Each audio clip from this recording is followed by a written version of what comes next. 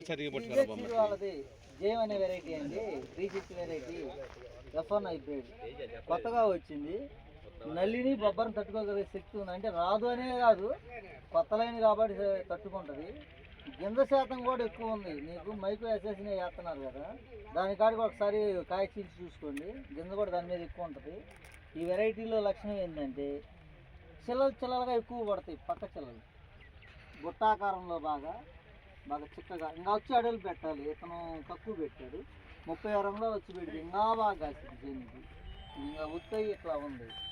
అచ్చులు పెట్టుకుంటే చెట్టు కూడా విపరీతంగా కట్టిద్ది. కాలు శాతం చాలా తక్కువగా ఉంటుంది.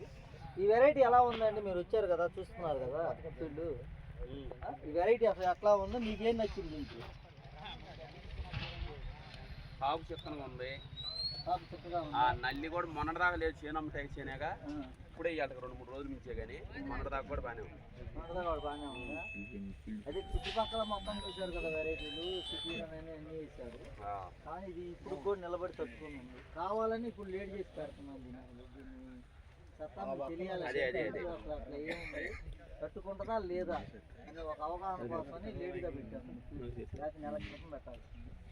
వెరైటీ ఎట్లా ఉందండి? అంగడీలు గారు ఎట్లా ఉందండి? అది తాలు శాతం కూడా, అది కింద నుంచి పై దాకా కూడా చూసుకోండి. కింద ఏ సైజు ఉందో పైన కూడా అదే సైజు వచ్చింది కాయ. దీంట్లో ఈ వెరైటీ దీంట్లో ఉన్న లక్షణం అది ఒకటి. ఇంకొకటి అండి, నువ్వు ఏ మందు కొట్టినా స్పందించే లక్షణం ఈ మొక్కలో ఉంది. ఈ వెరైటీకి ఉన్న లక్షణం ఏంటంటే, నువ్వు రోగరక్తారా కొట్టు, ఏదన్నా కొట్టు, మలాతిని కొట్టు, ఏది కొట్టినా సరే, నువ్వు పెద్ద మందుతో పని చిన్న మందు కొట్టినా కూడా స్పందించే లక్షణం ఈ మొక్కలో బాగుంది. అందువల్ల ఈ వెరైటీ నిలబడగలుగుతుంది అన్నమాట. అంటే ఏది తిన్నా కూడా తీసుకునే శక్తి. లాస్ట్ ఇయర్ కొద్దిగా ఇచ్చాం, ఈ సంవత్సరం బాగా ఇచ్చాం. ఈ సంవత్సరం మార్కెట్ బాగా ఇచ్చాం. పోయిన సంవత్సరం కొద్దిగా ఇచ్చాము.